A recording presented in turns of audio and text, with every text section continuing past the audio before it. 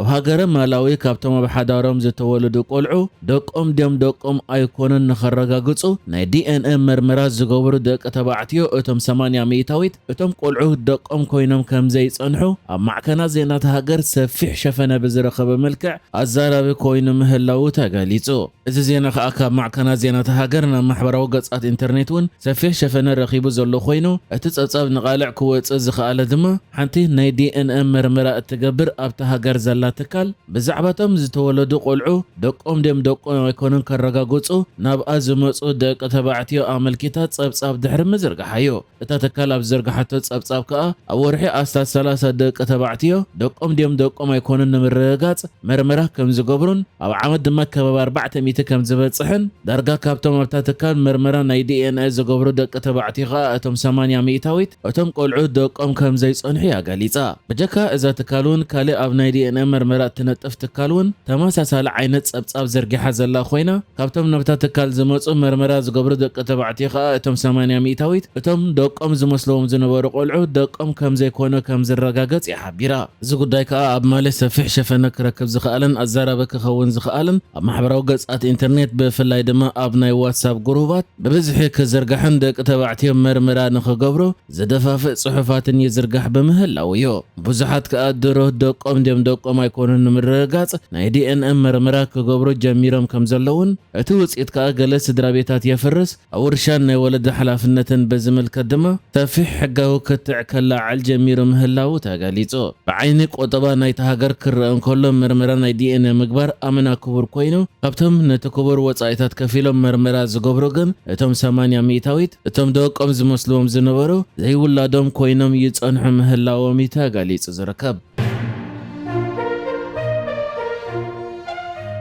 ምስ ሓይልታት ቁልጡፍ ደገፍ ብዝተሓዝ ኣብ መንጎ ሱዳንን ኢትዮጵያን ዘለዎ ውጥረት ካብ መዓልቲ ናብ መዓልቲ እናገደደ ኣብ ዝመጻሉ ዘሎ ግዜ ሰራዊት ሱዳን ሓንቲ ካብ ኢትዮጵያ ተበጊሳ ኣብ ሱዳን መጥቃዕቲ ክትገበር ትደሊ ዝነበረት ስራሓት ቱርኪ ዝኾነት ኣኪንሲ ዝዓይነታ ሰብ ኣልቦ ነፋሪት ወይ ድሮን ሃሪሙ ከም ዘውደቐ ዕላዎ ገይሩ። ሰራዊት ሱዳን ስእሊ ናይታ ሃሪሙ ዘውደቐ ስራሓት ቱርኪ ዝኾነት ኣኪንሲ ዝዓይነታ ሰብ ኣልቦ ነፋሪት ኣኸቲሉ ዘርጊሕዎ ኣብ ዘሎ ሓበሬታ እታ ካብ ኢትዮጵያ ተበጊሳ ዝበላ ሰብ ኣልቦ ነፋሪት ኣብ ኮርሙክ ዝበሃል ሰራዊት ሱዳን ሒዝዎ ዝነበረ ከባቢ ግን ከዓ ሓይልታት ቁልጡፍ ደገፍ ብወገን ኢትዮጵያ ኣትዩ ደጊሙ ዝሓዞ ከባቢ ትበርር ከም ዝነበረትን ስርዓተ ምክልኻል ድማ ብዓወት ሃሪሙ ከም ዘውደቓዩ ገሊጹ ዘሎ። እታ ሰብ ኣልቦ ነፋሪት ኣብቲ ሓይልታት ቁልጡፍ ደገፍ መስመር ሎጂስቲክ ክገብሮ ዝደሊ ግን ከዓ ሰራዊት ሱዳን ዳርጋ ዓጺዎ ዘሎ ዞባ ሰሜናዊ ናይል ትበርር ዝነበረት ኮይና ብፍሉይ ድማ ኣብቲ ኮርሙክ ዝበሃል ከባቢያ ትበርር ነይራ። ሰራዊት ሱዳን ከምዚ ዓይነት ድሮን ከውድቕ ሕጂ ንካልኣይ ግዜኡ ኮይኑ ኣብ ዝሓለፈ ቀረባ እዋን እውን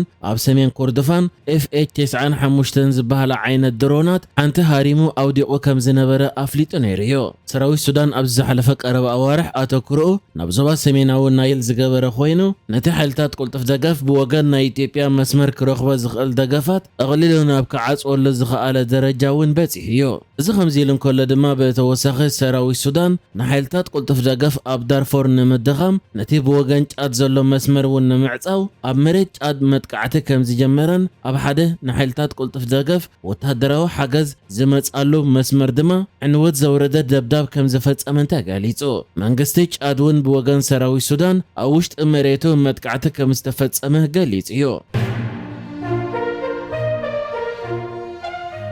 ኣብ መቐለ ስታድዮም ክካየድ ተሓሲቡ ዝነበረ ጽምብል ኣሸንዳ ብሰንኪ ስግኣት መጥቃዕቲ ድሮን ድሕሪ ምስራዙ ኣብ ዝተፈላለየ ከባቢታት ትግራይ ግን ብክብ ዝበለ ድምቀት ከም ዝተባዕለ ዝተገልጸ ኮይኑ ኣብ ዶባት ኤርትራን ኢትዮጵያን እውን ህዝብታት ክልቲኡ ኣብ ዶባት ዝርከብ ከባቢ ዝተረኽብሉ ጽምብል ከም ዝተኻየደ ተገሊጹ። ኣብቲ ኣብ ዶባዊ ከባቢታት ተኻይድ ዘሎ ኣከባብራ ናይቲ በዓል ተቐማጦ ወረዳ ጉሎ መኸዳን ከተማ ዛላምበሳን ብወገን ኤርትራ ድማ ካብ ከም ሰርሓ ኮኾባይ እንዳ ዳሽምንስ መጃናን ካልእ ከባቢታት ሰንዓፈን መዝመጽ ኤርትራውያን ብምዃን ኣብ ከተማ ዛላምበሳ ነቲ በዓል ብሓባር ከም ዘብዓሉ ወይ ተገሊጹ ዘሎ። ኣብ ስነ ስርዓት ምጅማር እቲ በዓል ምድረ ዘስምዑ ምክትል ኣመሓዳሪ ዞባ ምብራቕ ትግራይ ሃይላይ ገብረ ማርያም መንጎ ተጋሩን ኤርትራውያን ዝካየድ ዘሎ ቀጻሊ ጽምዶ ኣብ ክልቲኡ ሸነኽ ዶባት ንዝርከቡ ማሕበረሰባት ሰላም ልምዓትን ድሕንነትን ዘምጽእ ኢሉ ክገልጾ እንከሎ ክልቲኦም ህዝብታት ሓበራዊ ታሪኽ ባህልን ቅርስን ዝካፈሉን ዝተኣሳሰረ መጻኢ ዕድል ከም ዘለዎምን ገሊጹ። ኣብቲ በዓል ተሳተፍቲ ድማ ኣብ ዝሃቡ وقال بخلتي وغان نزركبو محبرسبات نبوليتيكاو وطري كبيد واغا كم زخفلو بمحبر نتزقل قال زلو مسرح سلامن عميق متحبارن كسافح تصاوعي تقريبا اتي اب كباب دوب زتخايده صنبل مستيام مقاله زترايا معبالتات ازيو استتصار خوينو سبسلطان اتكلل تمالا حموس نتقدم ككايه تمديبو زنبره قند متخاب ناي مقاله سريزو ميام اتي مخنيات كا منغست فدرال اب لعل تግራይ بزفصمو زلو تدغاغم متقعتي سغات سلا حدر مخانو تغاليصو كم زفلط اب زحلف قرا معلتات اب مقاله بمنغست فدرال تفصيمو زنبره ناي سب البو نفريت وي درون متقعتي 14 سلامويان سبات كقسلون اب لعل نبرد دما كبيت غودات كوردن تراي نيريو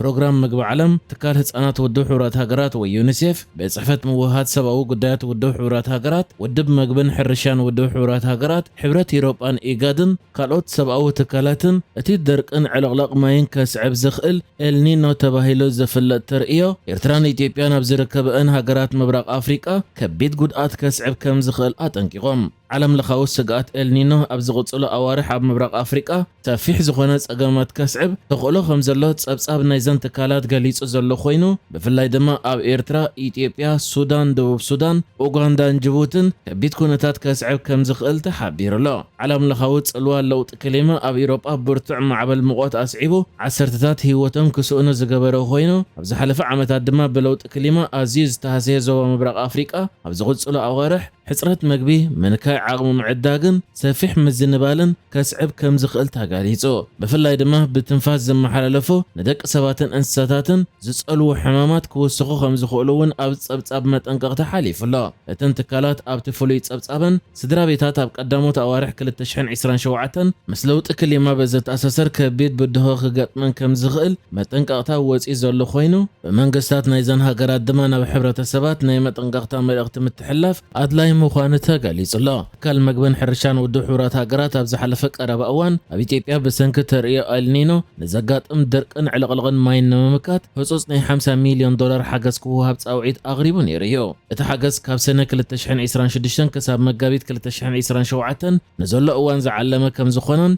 4.66 مليون زخون تصبيتي حجز نمدغاف زعلمه يون ايل نيريو بروجرام مجبع علمون نسترئيزي اب 45 ناب حدغاز تقالع هاجرات زلو بزحت صبيت رديت ب22 ميتاويت كزايد إلى زنبر خوينو اتقصر دما بحفشان اب 274 مليون تصبيت رديت كبصحه كم زغل اطنقو نيريو